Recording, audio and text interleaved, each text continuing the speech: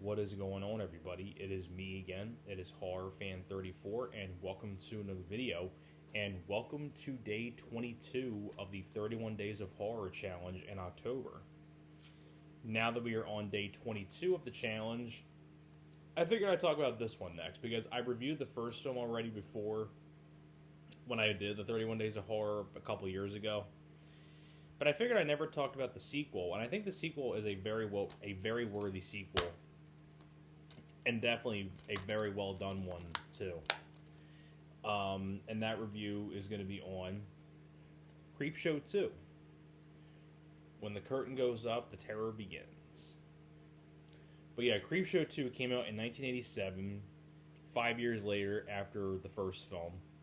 This time around, directed by Michael Gornick. Now, this guy was a director of photography on a couple of Romero films. He was the director of photography on the original Creepshow, and Michael Gornick also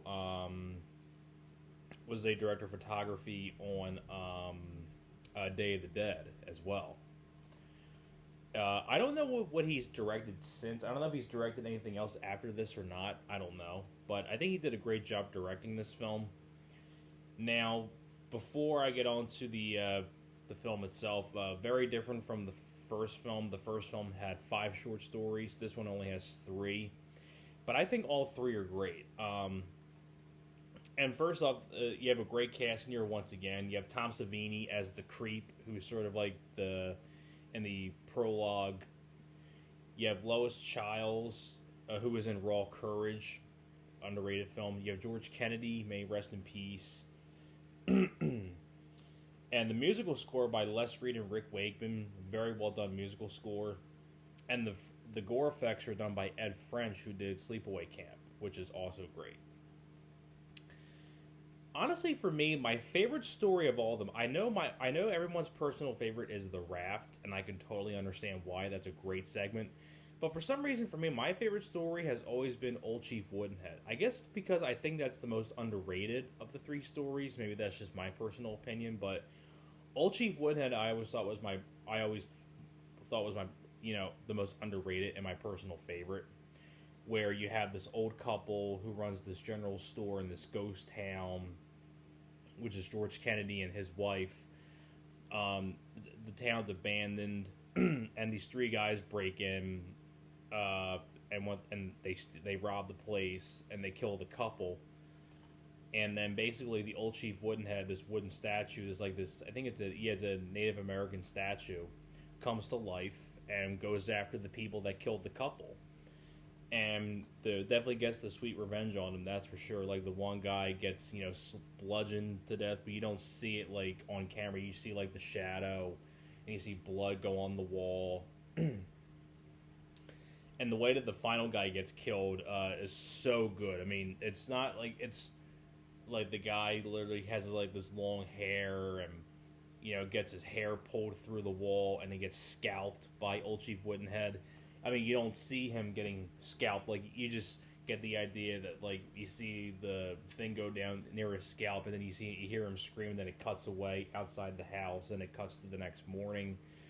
And this guy who's was a friend of the couple goes back to the store, and you have that great shot where you see Old Chief Woodenhead back in his normal spot, and you see in his hand he's holding the guy's scalp, and it's all gory and bloody and very well done looking shot, very cool looking shot.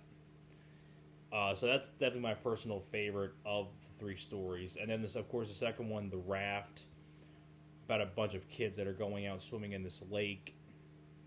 And there's like this like tar sludge looking blob looking creature that like melts them and kills them and things like that. And of course you have that whole ending too where you think the guy makes it. He's like, yeah, I beat you. And then the thing comes out of the water and devours him. And then of course they don't win it. He doesn't win at the very end. I always thought that was a great one too. It kind of has reminded me of like The Blob from 1988, which became a year after this. I know a lot of people don't like the third story, but I think the third one's pretty fun, where it's called The Hitchhiker, where this woman's driving home and she picks up a crazy hitchhiker, and this hitchhiker keeps following her everywhere she goes. You have that great looking shot too, where she rams right into him and his face is all smashed in, and it's all gory and mushed up. So definitely really well done gore effects by Ed French, because the guy did a great job with Sleepaway Camp, does a great job with this. And I think it's very well directed as well by Michael Gornick. Written by George A. Romero. Did a great job, and the special effects are done by some of the effects artists are Howard Berger and Greg Nicotero. They did a great job on the makeup effects, as well as Ed French with the gore and everything. And the cast does a great job too. George Kennedy and Tom Savini as the creep. I mean, it's just an overall really fun anthology, and if you like the first Creepshow, I definitely recommend that you give this a look as well if you like the first one. So that's pretty much it for my review for Creepshow 2. Thank you very much for watching, and I will see you guys next time.